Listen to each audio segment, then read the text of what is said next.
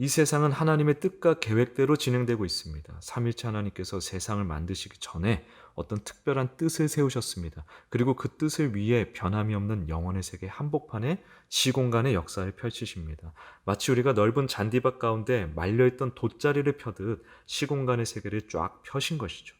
3차원의 존재인 우리는 시간이 처음에서부터 마지막까지 강물처럼 그저 흘러가는 것처럼 느껴집니다. 그러나 그 어떤 차원으로도 구속받지 않으시는 창조주 하나님은 마치 펼쳐진 돗자리를 바라보듯 모든 시간을 현재, 지금 바라보고 계십니다. 그냥 바라보시는 게 아니라 모든 순간, 모든 변화를 세세하게 주관하고 계십니다. 그렇게 이 세상, 이 역사를 운영하시며 목적하신 무언가를 계획하신 대로 완벽하게 이루어가고 계시는 것입니다. 당연히 우리의 인생도 마찬가지죠.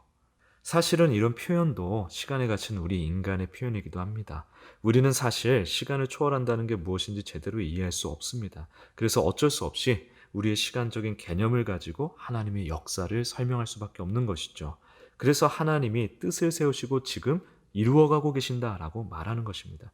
좀 더 정확하게 표현하자면 하나님께서 뜻을 세우셨다면 그것은 이미 이루어진 것입니다. 우리는 뜻을 세우고 그 뜻을 이루기까지 시간과 노력이 필요합니다. 가령 누군가를 만나기로 뜻을 세웠다면 연락을 하고 약속을 잡고 약속 시간에 맞춰 약속한 장소에 이르러야 그 뜻이 이루어집니다. 당연히 뜻을 세운 때와 뜻이 이루어진 때가 다르죠. 그러나 하나님께서는 시간을 초월하신 분이시고 전능하신 분이시므로 뜻을 세우심과 동시에 이루십니다. 하나님께서 뜻을 세우셨다는 말은 그것이 이미 이루어졌다는 말입니다. 잘 따라오고 계시죠? 자, 다시 세상을 만드시기 전으로 돌아가 볼까요? 하나님께서 어떤 특별한 뜻을 세우셨습니다. 이건 무엇을 말하는 것이죠? 그 뜻이 이미 이루어졌다. 그 뜻을 위하여 세상을 만드셨다고 말씀드렸죠.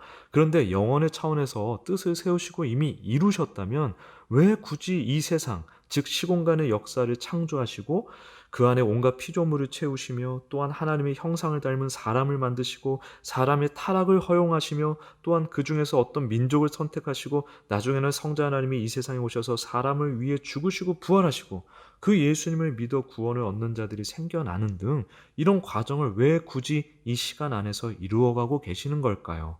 영혼의 차원에서 이미 다 이루신 일인데 왜 굳이 이 시간의 역사를 만드셔서 그 안에서 이루어가고 계시냐고요. 이게 이유가 있단 말이에요. 이것을 깊이 생각해 보기 원합니다. 먼저는 창세전에 세우시고 이루신 하나님의 뜻이 무엇이냐를 살펴보고요. 두 번째는 하나님이 세우시고 또한 이루셨다는 건 무슨 얘기일까를 이해해 보도록 하겠습니다. 이것을 이해하면 세 번째, 왜 시간의 역사를 만드시고 그 뜻을 이루어가고 계시는 걸까? 이 세상의 역사와 우리의 삶은 무엇을 위한 것인가를 정리할 수 있을 것입니다. 자세히 한번 살펴볼까요? 오늘 본문은 에베소서 1장 4절부터 12절까지 말씀입니다. 에베소서 1장을 볼까요? 먼저 4절부터 읽겠습니다. 새 번역입니다. 하나님은 세상 창조 전에 그리스도 안에서 우리를 택하시고 사랑해 주셔서 하나님 앞에서 거룩하고 흠이 없는 사람이 되게 하셨습니다. 하나님은 하나님의 기뻐하시는 뜻을 따라 예수 그리스도를 통하여 우리를 하나님의 자녀로 삼으시기로 예정하신 것입니다. 그래서 하나님이 하나님의 사랑하시는 아들 안에서 우리에게 거저 주신 하나님의 영광스러운 은혜를 찬미하게 하셨습니다. 우리는 이 아들 안에서 하나님의 풍성한 은혜를 따라 그의 피로 구속, 곧 죄의 용서를 받게 되었습니다. 하나님은 우리에게 모든 지혜와 총명을 넘치게 주셔서 그리스도 안에서 미리 세우신 하나님이 기뻐하시는 뜻을 따라 하나님의 신비한 뜻을 우리에게 알려주셨습니다. 하나님의 계획은 때가 차면 하늘과 땅에 있는 모든 것을 그리스도 안에서 그분을 머리로 하여 통일시키는 것입니다. 하나님은 그리스도 안에서 우리를 상속자로 삼으셨습니다.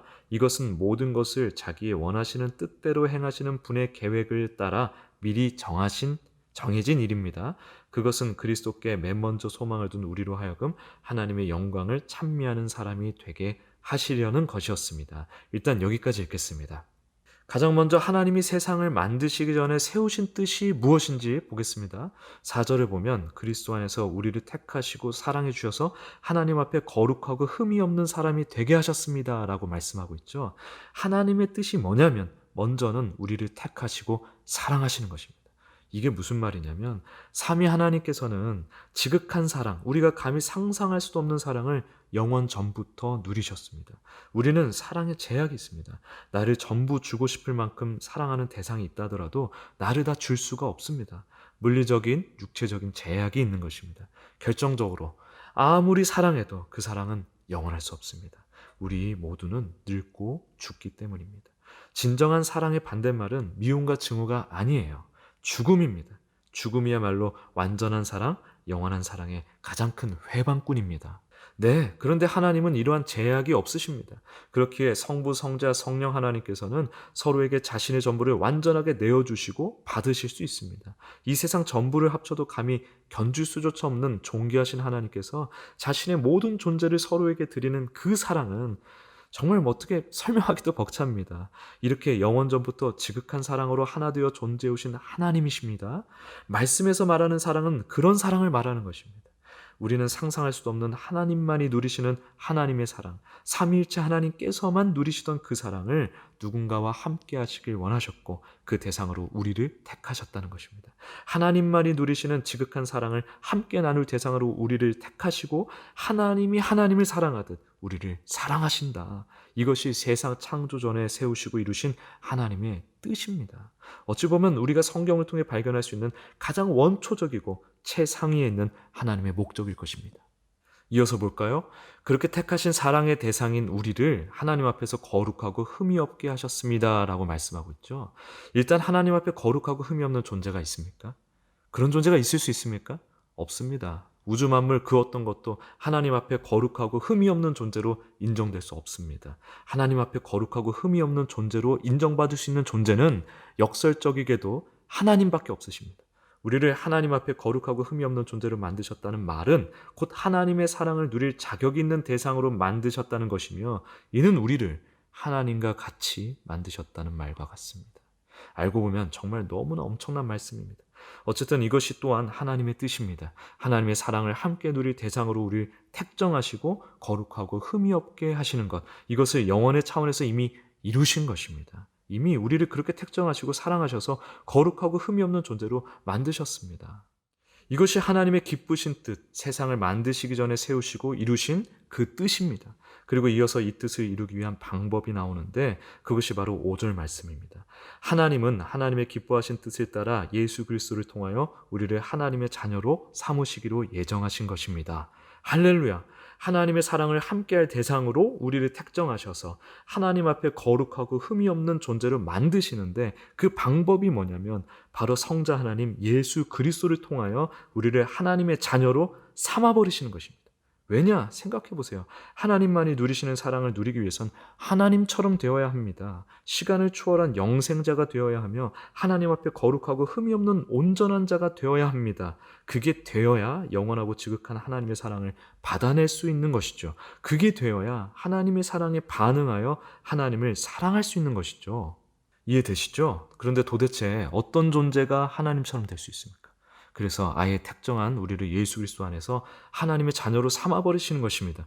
하나님 앞에 완전하신 예수님과 우리를 하나 되게 하셔서 우리를 예수님과 같이 하나님의 자녀로 삼아버리셨다 이 말입니다. 이 말을 기억하세요. 우리를 예수님과 하나 되게 하셔서 하나님의 자녀로 삼아버리셨다. 이것이 세상 창조 전에 세우시고 이미 이루신 하나님의 뜻입니다. 그러니 6절에 뭐라 나옵니까? 그래서 하나님이 하나님의 사랑하시는 아들 안에서 우리에게 거저주신 하나님의 영광스러운 은혜를 찬미하게 하셨습니다. 찬미하게 하셨다는 것은 강제적으로 그렇게 만들었다는 말이 아닙니다. 우리는 예수님을 통해서만 나를 향한 하나님의 사랑의 의지, 구원의 능력을 일생 동안 배워나갈 수 있습니다. 예수님을 통해 하나님을 알면 알수록 우리는 하나님을 찬양하지 않을 수가 없습니다. 정말 예쁜 사람, 멋진 사람을 보면 우린 스스로 의도한 것도 아니고 누군가 강제로 시켜서 한 것도 아닌데 그 대상에게 순간적으로 매료됩니다. 그것은 그들이 가진 매력이 나를 그렇게 만드는 것입니다. 멋진 자연을 마주할 때 나도 모르게 감탄하게 되지 않습니까? 그것은 나의 의지와 노력, 계획과 상관없는 것이죠. 자연이 품은 그 멋이, 매력이 나를 한순간 사로잡는 것입니다. 하나님의 매력, 멋, 하나님의 사랑스러우심, 하나님의 영광, 은혜는 사람과 자연의 그것과 비교할 수도 없습니다. 예수님을 통해 하나님을 배워가면서 우린 점점 더 깊이 무궁무진하신 하나님의 매력에 사로잡히게 되는 것입니다. 그러다 예수님이 재림하실 때 부활하여 모든 물리적 육신적 제약을 벗어나 하나님이 직접 마주하며 사는 하나님 나라에서의 삶이 시작될 때부터는 그야말로 측량할 수 없는 하나님의 영원 무궁하신 사랑을 영원히 현재 진행형으로 누리게 되니 주님을 영원히 온 마음과 힘을 다해 찬양하며 살게 될 것입니다. 이것 또한 주님께서 세우신 뜻이고 이미 이루어진 뜻입니다. 자, 보세요. 하나님만이 누리시는 하나님의 사랑을 함께 나눌 대상으로 우리를 택하시고 사랑하시고 그 사랑을 누릴 수 있도록 예수 그리스도 안에서 하나님의 자녀로 삼아주셔서 하나님 앞에 영원히 거룩하고 흠이 없는 존재로 만드시며 지극하신 하나님의 사랑에 반응하여 영원히 주님의 은혜를 찬미하게 하시는 것, 이것이 세상 창조 전에 주님께서 세우신 그 뜻이고 이미 이루신 뜻이라는 것입니다. 이 표현이 아직도 모호하게 들리실 수 있습니다. 주님께서 세우신 뜻이라는 건 알겠는데 이미 이루셨다는 것은 무슨 얘기인가? 정리를 한번 하고 갈게요. 잘 들어보세요. 여러분, 우리가 영화를 볼 때를 한번 생각해 보세요. 영화가 이미 완성이 되어 있죠? 시간이 흘러감에 따라 영화가 완성되어져 가는 것이 아니라 이미 완성된 영화를 시간의 흐름을 따라 보는 것이죠. 오후 1시에 2시간짜리 영화를 본다고 하면 영화가 언제 끝나죠? 3시죠. 1시에 앉아서 오프닝부터 쭉 봅니다. 그리고 2시간이 흘러야 영화가 끝나요. 그런데 우리는 2시간짜리 영화의 모든 순간을 한 번에 보지는 못합니다. 이게 중요한 거예요. 영화의 모든 순간을 우린 한꺼번에 볼 수가 없어요. 영화가 2시간짜리라는 것까지는 알 수 있습니다. 주인공이 누구인지 아주 대략적인 줄거리 정도까지도 알 수 있어요. 그러나 영화의 내용 전체를 알려면 이 2시간을 쭉 보는 수밖에 없습니다. 동영상 재생 플레이어로 영화를 볼 때 밑에 보면 점이 처음부터 끝까지 이동을 하죠.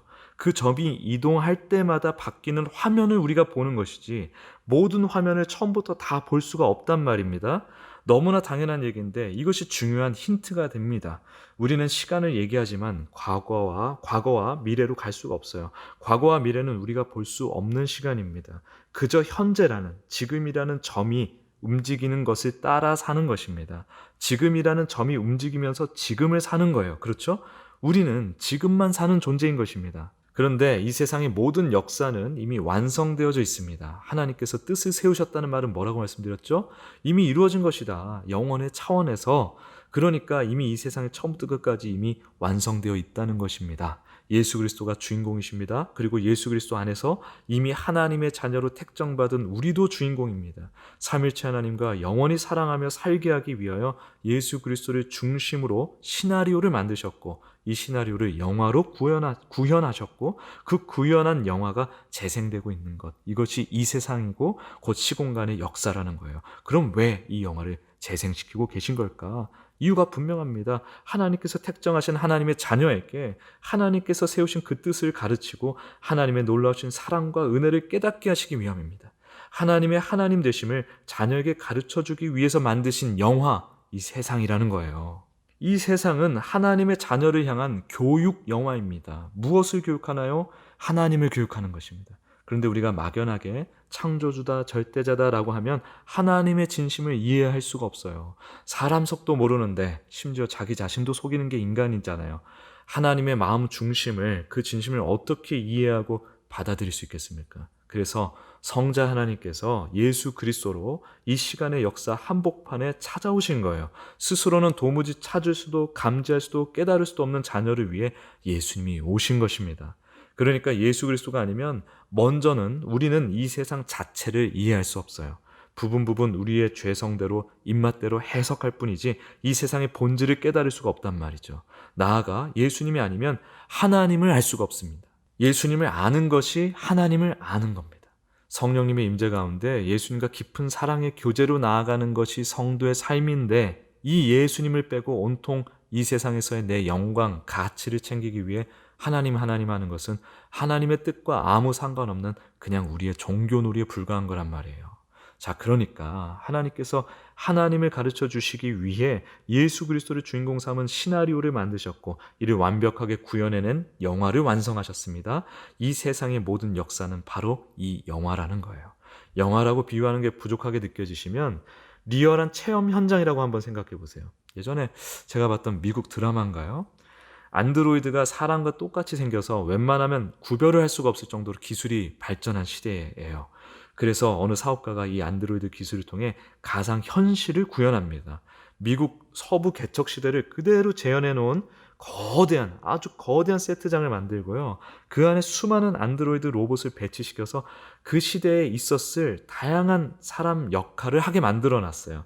그리고 인과 관계를 인위적으로 만들어서 다양한 이야기를 직접 경험할 수 있게끔 해놓고 사람들에게 거액을 받고 이것을 체험하게 하는 거예요.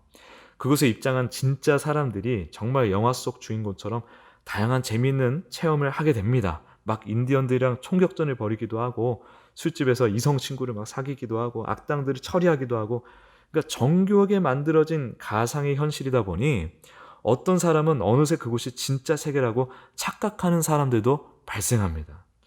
여러분, 하나님께서 이 세상을 아주 정교하게 완벽하게 만드셨어요. 하나님의 자녀에게 하나님을 가르쳐 주기 위해 만든 시간의 역사입니다. 우리는 세상이 만들어지기 전부터 하나님께 택정받고 또 예수 그리스도 안에서 하나님의 자녀가 되었습니다. 그리고 하나님께서 만드신 이 체험 현장에 각각의 때에 보내져서 하나님 없는 죄인의 삶을 살다가 예수 그리스도를 만나 이 모든 하나님의 시나리오를 깨닫게 되는 것입니다. 그리고 예수님과 동행하면서 하나님을 배우다가 각자의 때에 이제 그 배움, 주님과의 깊어진 관계를 가지고 다시 영원의 세계로 돌아가는 거예요. 이 정교한 세트장 안에서 예수 그리스도를 만나고 배우고 깨닫고 함께하면서 하나님의 자녀로 삼아주신 하나님의 지극하신 그 사랑과 이를 이미 완성하시고 역사 속에서 이루어가고 계신 구원의 능력을 깊이 체감해 가는 것이 우리 인생이란 말이에요. 8절 9절 한번 볼까요? 먼저 8절입니다. 하나님은 우리에게 모든 지혜와 총명을 넘치게 주셔서, 이걸 왜 주는 겁니까? 예수님을 통해서 하나님을 알게 하시려고요. 그렇죠? 우리를 향한 하나님의 뜻을 알고 그 뜻이 하나님의 계획 안에서 하나님의 능력으로 이루어져 가고 있음을 알고 또 그것이 완벽하게 완성되어 있음을 알게 하시려고 주시는 지혜와 총명이라는 거예요. 이 세상 속에서 잘 먹고 잘 살라고 주시는 게 아니란 말이에요. 수능 만점 받으라고 주는 그런 지혜, 지식 이런 걸 얘기하는 게 아닙니다. 자, 이것을 9절에서 바로 얘기하고 있습니다. 보세요. 그리스도 안에서 미리 세우신 하나님이 기뻐하시는 뜻을 따라 하나님의 신비한 뜻을 우리에게 알려주셨습니다. 기가 막히죠? 이 신비한 뜻을 엉뚱하게 해석하시면 안 됩니다. 창세전에 그리스도 안에서 우리를 자녀 삼으신 그 사랑의 뜻을 이루어 가시는 하나님을 자녀들에게 가르쳐 주신다는 것입니다. 이어서 10절, 하나님의 계획은 때가 차면 하늘과 땅에 있는 모든 것을 그리스도 안에서 그분을 머리로 하여 통일시키는 것입니다. 예수님과 하나님의 자녀를 하나 되게 하셔서 예수님과 함께 영원한 하나님 나라를 누리게 하시기 위한 창세전의 그 뜻을 지금 설명하고 있는 것입니다. 11절, 하나님은 그리스도 안에서 우리를 상속자로 삼으셨습니다. 이것은 모든 것을 자기 원하시는 뜻대로 행하시는 분의 계획에 따라 미리 정해진 일입니다. 이제 이 말씀이 정말 입체적으로 깨달아져야 합니다. 이어서 12절, 그것은 그리스도께 맨 먼저 소망을 둔 우리로 하여금, 이게 뭐냐면 예수님을 최고의 가치, 절대적인 가치로 삼는 것을 말합니다.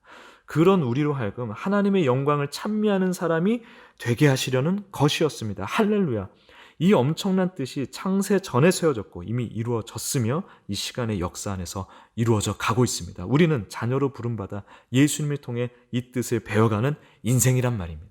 우리를 하나님만이 누리시는 사랑에 합당한 존재로 이미 완성해 놓으신 하나님, 그러나 우리에게 하나님이 누구신지, 하나님의 사랑이 무엇인지, 하나님을 사랑하는 것이 무엇인지를 이 역사와 우리의 삶 안에서 무엇보다 예수 그리스도를 통하여 가르쳐주고 계시는 거예요. 예수 그리스도를 나의 주 나의 하나님으로 모시고 사는 하나님의 자녀가 분명하시다면 이 사실을 꼭 붙들고 있어야 합니다. 이것이 이 시간의 역사 속에 보냄받은 하나님의 자녀들에게 주어진 삶의 이유이자 목적이기 때문에 그래요. 창세전에 그리스도 예수 안에서 우리를 택하시고 사랑하셔서 하나님의 사랑을 누릴 거룩한 존재로 완성하시기로 하신 그 뜻, 그것이 우리의 삶의 정체성입니다. 그리고 이 뜻이 이미 이루어졌죠? 우리의 미래가 완벽하게 보장되어 있다는 것입니다. 그러므로 이는 우리의 진정한 소망이 되기도 하는 거예요. 우리의 시선이 바로 여길 향해 있어야 합니다. 그것이 믿음이고 그것이 이 땅을 살아갈 진정한 힘이 되는 것입니다. 아멘. 사랑하는 하나님의 자녀 여러분, 어딜 바라보고 계십니까? 그리스도 예수 안에서 창세전에 세우시고 이루신 우리를 향한 하나님의 뜻을 바라보십시오. 예수님을 주목하십시오. 그래서 그 뜻을 더욱 깊고 풍성히 깨달아가길 축복합니다. 에베소서 1장 17절, 18절, 19절 말씀으로 오늘의 말씀을 갈무리하겠습니다. 우리 주 예수 그리스도의 하나님이신 영광의 아버지께서 지혜와 계시의 영을 여러분에게 주셔서 하나님을 알게 하시고 여러분의 마음의 눈을 밝혀주셔서 하나님의 부르심에 속한 소망이 무엇이며 성도들에게 베푸시는 하나님의 영광스러운 상속이 얼마나 풍성한지를 여러분이 알게 되기를 바랍니다. 또한 믿는 사람들인 우리에게 강한 힘으로 활동하시는 하나님의 능력이 얼마나 엄청나게 큰지를 여러분이 알기 바랍니다. 아멘. 기도하겠습니다.